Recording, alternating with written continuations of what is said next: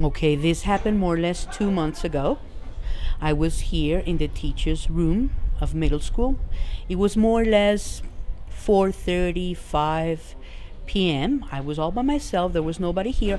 I was sitting in front of my computer working, and suddenly I felt the steps going into the room, very clear steps. I said, "Who is this?" Nobody answered, so I stood up, turned around, and there was nobody there. Absolutely nobody there. But I had heard the footsteps very clear, of heels, like heels.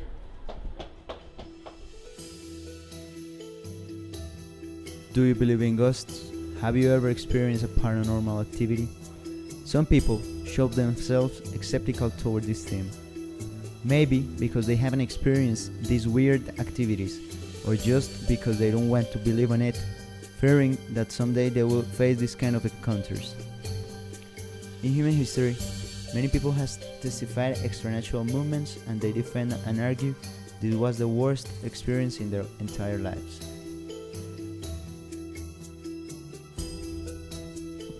Medellin Montessori School is a clear example of these paranormal activities. Since a few years, Montessori School has been hosting a ghost. The so-called Oliver has made a few operations scaring workers of the school. This is his story. It's a little kid, of what I've heard. It's 7, 9 years old, as I told you. So I don't know if he exists. I think he'll be here, and maybe he'll be in preschool or middle school. But I've never heard no one seeing him in high school. To start our investigation, we took it to the preschool building, and in the way, we collected data that explained the first step to find Oliver. The preschool house wasn't built by the school, and it had a previous owner. But who built it? Many rumors exist around this theme. Oliver is a particular ghost because he said that he's a kid, but who is Oliver? Oliver no es Oliver. Oliver lo pusimos nosotros. Porque hace mucho tiempo oímos ruidos y cuando yo entré al colegio, uno de los porteros, el rondero de por la noche, decía que él veía sombras y veía, acá antes había un balcón en el segundo piso y veía a alguien sentado en el balcón que lo miraba todo el tiempo que él rondaba la vueltas a la casa. Lina Ruiz is a teacher who has worked on the school for more than 11 years. She, another preschool teacher, claims to be the author of the name Oliver, due to several paranormal activities in the kids area. Lina might be one of the most informed subjects on the school about this theme. She told us Oliver was between 7 to 9 years old. He is looking for revenge for his mother or for friends. He likes to scare small groups of people.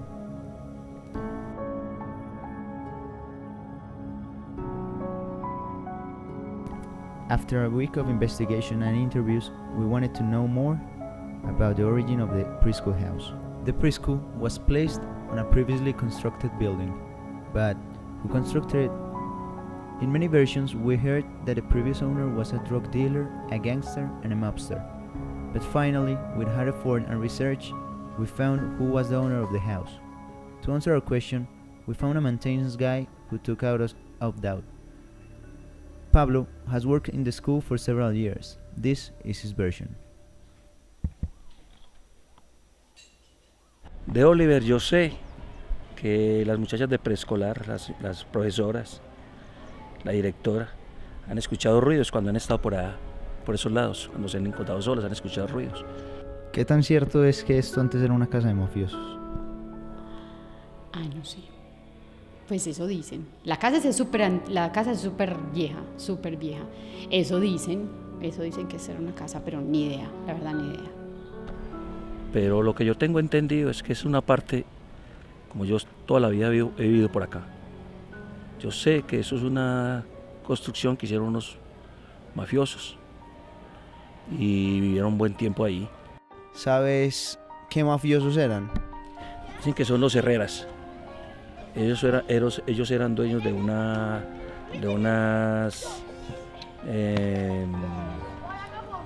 esmeralderas. y tenían varios negocios aquí en Envigado de esmeraldas. Inclusive eso lo llaman casas de empeño. Yo sí sé que esa gente tenía negocios de eso. Pablo was a reliable source of information, but we had to confirm this version. The only person who could confirm this was the school's principal, Miriam Montes.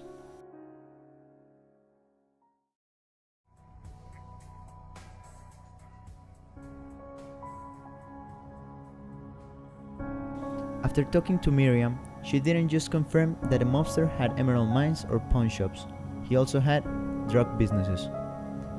But what links emerald mines with drug dealing? After some research, we found that a member of the Medellin cartel, Gonzalo Rodriguez Gacha, aka El Mexicano, was one of the most powerful drug dealers in the world. It is not possible that Rodriguez Gacha owned the house due to testaferrato, a mafia strategy to trespass ownings to third parties.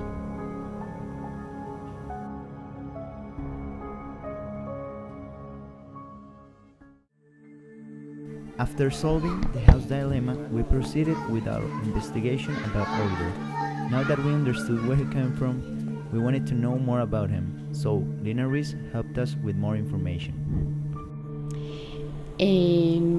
Una vez estábamos Vicky Piscina y yo en la sala de computadores trabajando hasta tarde y estábamos solas aquí, empezamos a sentir ruidos que bajaban las escaleras, subían las escaleras, entonces salía Vicky, yo Vicky, anda, fíjate quién es, nada, ya. A veces aquí charlamos pesaditos entre las profesoras y pensamos que era alguna que nos estaba asustando y nada, cuando cerramos la puerta de computadores nos empezaron a tocar y ya nos empezó a dar como sustico y nosotros no nos molesten, abrimos, nada, cerramos todo el preescolar porque pensamos que había una que nos estaba molestando y nada, nos abrieron la puerta, sentimos los pasos, éramos sentadas y de eso que se te va como poniendo la piel de gallina y un frío impresionante, nos movieron sillas de la sala de computadores y tuvimos que salir corriendo.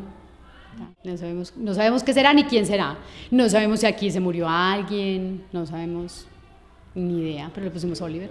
We wanted to know more about Oliver, so we asked middle school teachers about him.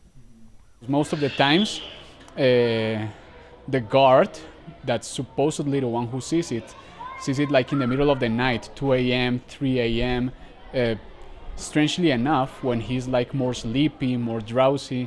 So if you ask me, I think it's just a matter of superstition, but you know, people like to believe in stuff, so what can I say? Well, I've been working here 2 years, and what I know is that some kind of ghost or a kid spirit that used to swing there in the park. It's what I know. Well, I don't know the story. I've been working here for 2 years, and really, I have never experienced. I could easily pee my pants if I see a ghost. But the thing is that I've heard that down there in the preschool, it's some kind of it was some kind of torture, mafia place, something like that. Oliver, well, I've heard far-fetched tales that there seems to be a ghost of a kid that died years ago. But I'm very skeptical, so for me it's just imagination. What would you think if Oliver appears to you? I would be quite impressed, positively impressed. I think I would ask so many things, so many questions. I would like that. I would like that to happen. Actually, the other day I was here at 12 o'clock in the night during a camping, and I was looking for Oliver all over, but I just couldn't find him.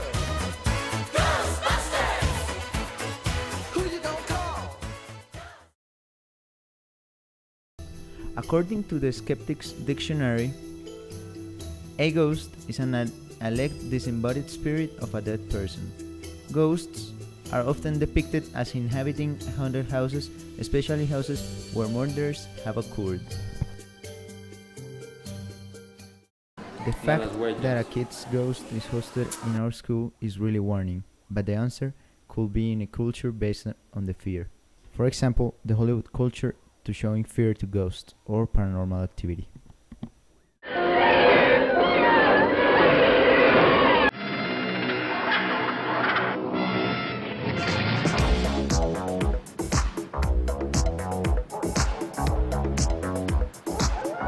A widespread belief in paranormal. If you don't believe in ghosts, we'll show you something that could change your mind. This is what a woman saw while working at an Oklahoma car impound lot earlier this month. It was all caught on a surveillance tape. You can see the figure circling around. Now, the woman told another worker to go out and check it out. And various religions and cultures that assume the existence of ghosts and spirits. The result, a population with a natural sense that tends to see things that doesn't exist. Science can demonstrate the existence of ghosts. Maybe it's something that we will never know. Although in high and middle school Oliver isn't that important, it is in preschool. The entire school community is worried about having these stories away from kids. The school community is not looking for a scientific explanation, they just believe in Oliver. Are you afraid of staying alone at school at night? Maybe I'll be afraid, but I don't know, that's psychological, and I've been through much of that stuff, and I'll be afraid. That will be certainly like not comfortable, but it will be like, oh damn, I'm scared, I want to run. No. ¿Te quedarías sola en el colegio? No, jamás. O sea, es más, yo he estado acá en ese segundo piso, a veces pues he estado sola y eso, y yo soy como, ay no, pues no me gusta, o sea, no me gusta, pues no porque haya visto nada, pues ni sentido nada, sino que, no sé, pues es como, sí, o sea, es algo como pesado, no me gusta estar sola acá, entonces siempre trato de estar como con gente, entonces, no sé, No me quedaría sola en el colegio. Diana Restrepo antes se quedaba mucho sola, la directora de escuela. Ya ella hace sus trabajos y antes de las 5 trata de irse, porque se ha vuelto molestón, o sea, ya se le está yendo la mano. Y es con algunas personas, no con todas. Oliver is a mystery that might never be solved. What we are sure of is that he's gonna be in the mind of those who have experienced it.